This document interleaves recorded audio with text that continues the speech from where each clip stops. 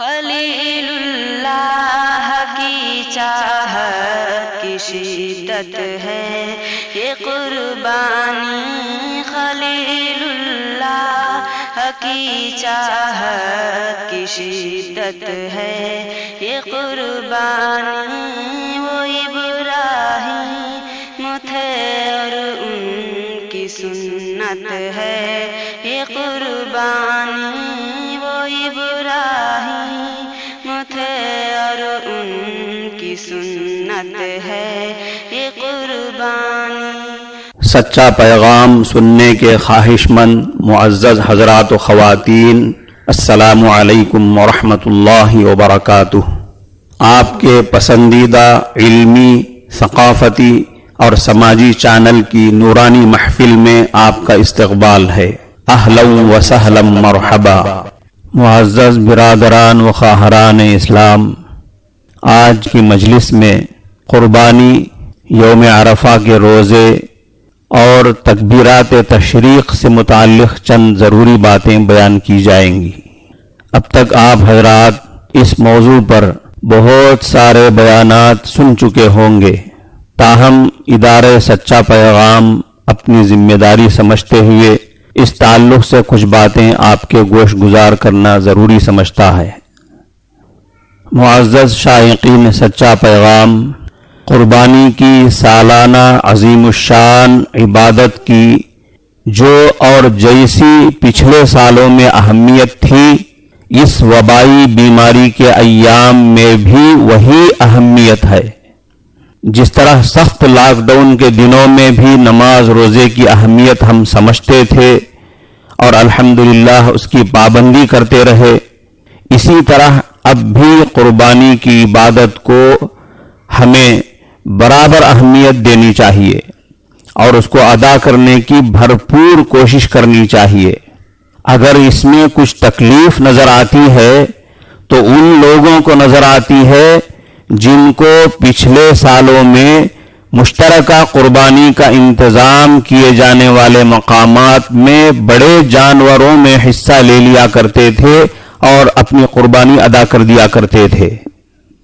خود جانور خرید کر لانے اور قربانی کا عمل انجام دیے بغیر اور اس میں کوئی محنت کیے بغیر صرف پیسے ادا کر کے آسانی سے اپنی قربانی ادا کروانے کے جو لوگ عادی ہو گئے ہیں، ان کے لیے تنگی اور تکلیف محسوس ہو رہی ہے، اور ایسے لوگ اس وقت قربانی کرنے کے بجائے قربانی کی رقم صدقہ کرنے کی باتیں کرنے لگے ہیں۔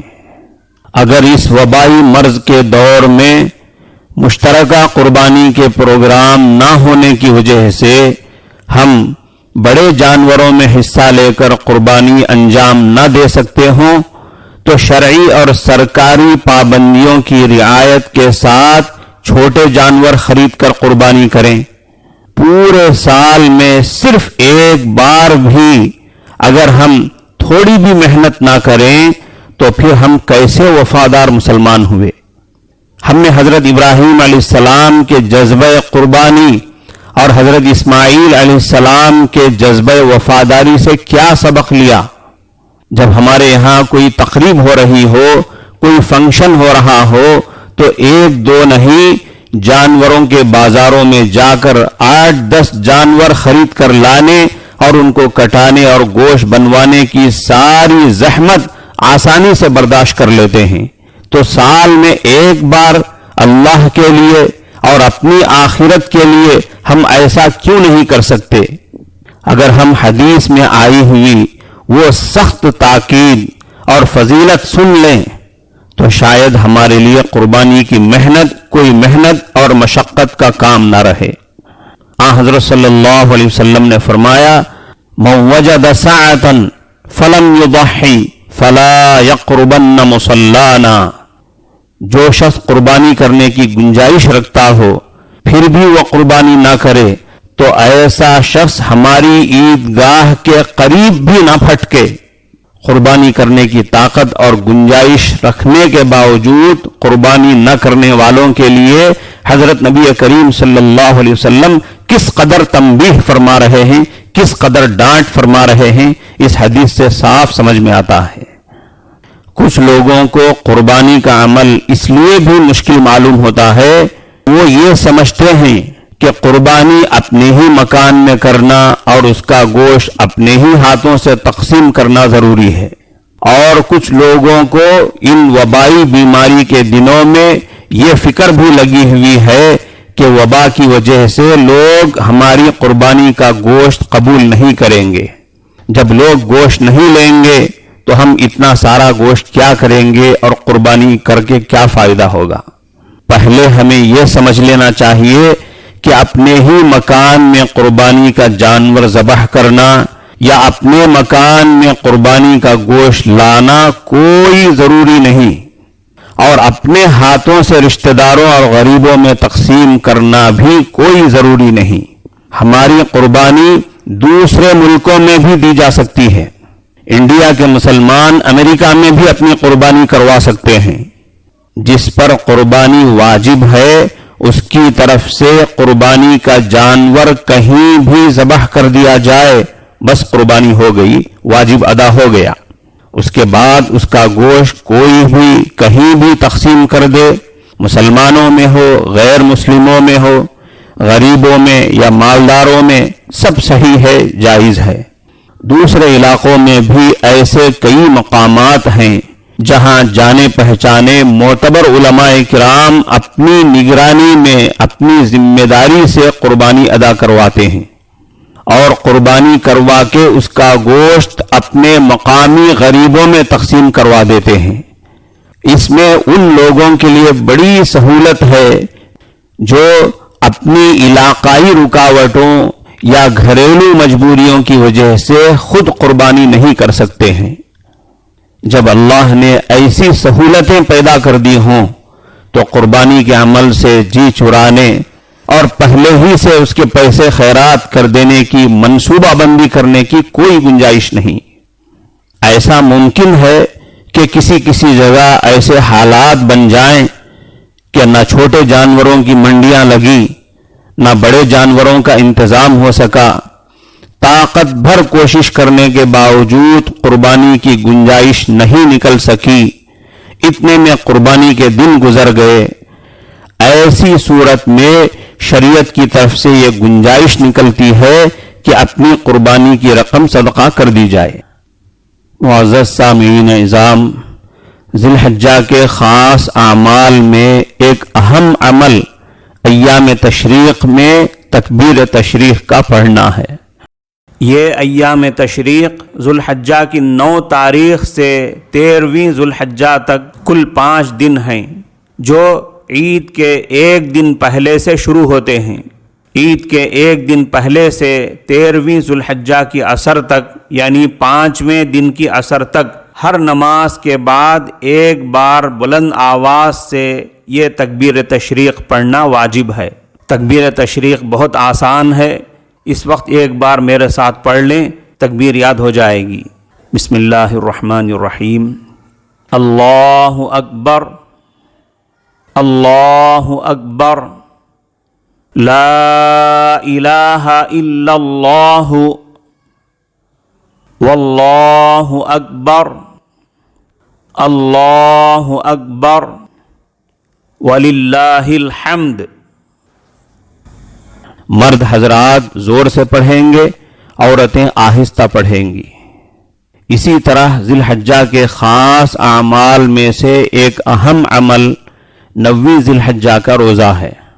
حضرت نبی کریم صلی اللہ علیہ وسلم فرماتے ہیں، صیام یوم عرفہ احتسب علی اللہ ان یکفر السنۃ التی قبلها والسنۃ التی بعدها۔ حضرت صلی اللہ علیہ وسلم فرماتے ہیں کہ مجھے امید ہے کہ اللہ تبارک و تعالی روزے دار کے 2 سال کے گناہ معاف فرما دیں گے۔ معزز سامعین کرام، یہاں قربانی کے موضوع کے تحت ایک یہ غلط فہمی دور کر لینا بھی ضروری ہے کہ بہت سارے لوگ قربانی کرنے کو زیادہ سے زیادہ ایک مستحب درجے کا عمل سمجھتے ہیں کہ جو ثواب حاصل کرنے کا شوقین ہو وہ قربانی کرے، نفل روزوں کی طرح۔ اور کچھ لوگ یہ سمجھتے ہیں کہ قربانی بھی زکوٰۃ کی طرح بڑے بڑے مالداروں پر واجب ہے. جو سوسائٹی میں بڑے مالدار سمجھے جاتے ہیں بس ان پر واجب ہے. اس لیے قربانی واجب ہونے کے تعلق سے شریعت کا اصل مسئلہ ہمیں سمجھ لینا چاہیے. جہاں تک قربانی کا عمل واجب اور ضروری ہونے کا تعلق ہے، یہ اتنا آسان ہے کہ اس کے لیے بڑا مالدار ہونا یا خاص مکان والا ہونا اور پراپرٹیوں کا مالک ہونا کوئی ضروری نہیں ہے. اچھی طرح سمجھ لینا چاہیے کہ جس کے پاس قربانی کے دنوں میں اپنی اور اپنے گھر والوں کی بنیادی ضروریات زندگی سے زائد، قرضوں اور وقتی ضروری خرچوں سے زائد پرانے تولے کے حساب سے 52.5 تولے چاندی ہو یا اس کی قیمت کے برابر یعنی 612 گرام اور 35 ملی گرام چاندی کا پیسہ ہو. اگر کسی کے پاس صرف سونا ہو تو پرانے تولے کے حساب سے 7.5 تولے سونا ہو یا اس کے برابر یعنی 87 گرام 48 ملی گرام 87 گرام 48 ملی گرام سونے کی ویلیو کا پیسہ ہو، اس پر قربانی واجب ہے. اگر یہ دونوں چیزیں پوری مقدار اور پورے وزن کی نہ ہوں بلکہ تھوڑا سا سونا ہو اور تھوڑی سی چاندی ہو اور دونوں کی ویلیو 612 گرام 35 ملی گرام کے برابر ہو، جس کی ویلیو آج کل کے حساب سے تقریباً 40,000 روپے بنتی ہے، اس پر قربانی واجب ہے. اسی طرح اگر اتنی ویلیو کا مال تجارت جس کے پاس ہو اس پر بھی قربانی واجب ہے. یہاں یہ بھی یاد رکھیں کہ قربانی کے مسئلے میں صرف سونے یا چاندی کی بات نہیں، بلکہ جس طرح قربانی کے نصاب میں نقد پیسوں کو بھی ملایا جاتا ہے، اسی طرح گھر یا دکان میں رکھے ہوئے ایسے زائد سامانوں کی ویلیو کو بھی ملایا جائے گا جن کی پورے سال میں ایک بار بھی ضرورت نہیں پڑتی ہے، یا پھر وہ ایسے زائد ہیں جو بنیادی ضروریات زندگی میں نہیں آتے ہیں. مختصراً یوں سمجھ لیں کہ آج کل کے حساب سے جس کے پاس قربانی کے دنوں میں تقریباً 40,000 روپے نقد ہوں یا سونے چاندی یا مال تجارت اور ضرورت سے زائد سامانوں کی شکل میں ہوں، اس پر قربانی واجب ہے. اگر ہم اس حساب سے مسلم خاندانوں کا جائزہ لیں تو ایسے بہت سارے لوگ مل جائیں گے جن پر قربانی واجب ہوتی ہے، مگر وہ جس طرح نماز روزے میں غفلت برتتے ہیں اسی طرح قربانی کے معاملے میں بھی غفلت برت کر اللہ کی ناراضگی اور اللہ کے رسول صلی اللہ علیہ وسلم کی ڈانٹ ڈپٹ کے مستحق بن کر اپنی دنیا اور آخرت خراب کر رہے ہیں. ایک لمبی حدیث میں حیاتک قبل موتک فرما کر حضرت صلی اللہ علیہ وسلم نے اسی کی طرف توجہ دلائی ہے کہ اپنی موت سے پہلے اپنی زندگی کو غنیمت سمجھیں. زندگی کو غنیمت سمجھتے ہوئے آخرت میں کام آنے والے وہ تمام اعمال زندگی ہی میں کر لیں جو زندگی کے بعد نہیں کیے جا سکتے. قربانی کا عمل بھی آخرت میں کام آنے والا ایک زبردست عمل اور آخرت کی تیاری کا بہترین ذریعہ ہے. چنانچہ حضرت نبی کریم صلی اللہ علیہ وسلم فرماتے ہیں ما عمل آدمی من عمل یوم النحر احب الی اللہ من احراق الدم. عید الاضحیٰ کے دن یعنی قربانی کے دنوں میں کوئی نیک عمل اللہ کے نزدیک قربانی کرنے سے زیادہ محبوب اور پسندیدہ نہیں. انہ لیأتی یوم القیامت بقرونها واشعارها واضلافها. قیامت کے دن قربانی کا جانور اپنے بالوں، سینگوں اور کھروں سمیت آئے گا. یعنی وہ قربانی کرنے والا بندہ اپنی قربانی کے جانور کے بال، سینگ اور اس کے کھر اور اس کی ہر چیز کے بدلے میں نیکیاں پائے گا، ثواب پائے گا. وَإِنَّ الدَّمَ لَيَقَعُ مِنَ اللَّهِ بِمَكَانٍ قَبْلَ أَن يَقَعَ مِنَ الْأَرْضِ. اور قربانی کا خون زمین پر گرنے سے پہلے اللہ کے یہاں شرف قبولیت پا لیتا ہے.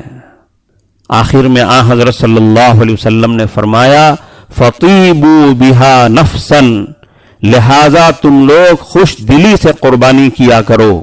ایک دوسری روایت میں ہے اللہ تعالیٰ کے یہاں کسی خرچ کی فضیلت اس خرچ سے ہرگز زیادہ نہیں ہو سکتی جو بقرعید میں قربانی پر کیا جائے۔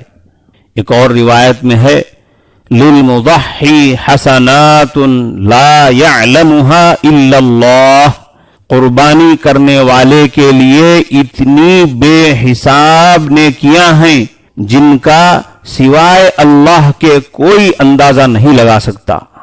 ایک اور روایت میں ہے صحابہ کرام نے حضرت صلی اللہ علیہ وسلم سے پوچھا کہ یا رسول اللہ یہ قربانیاں کیا ہیں، ان کی حقیقت اور ان کا پس منظر؟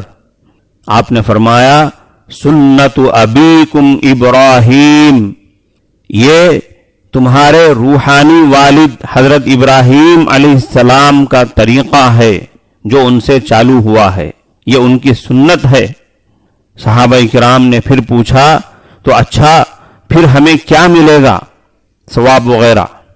آپ نے فرمایا بکل شعرۃ حسنہ، قربانی کے جانور کے ہر بال پر ایک نیکی ملے گی۔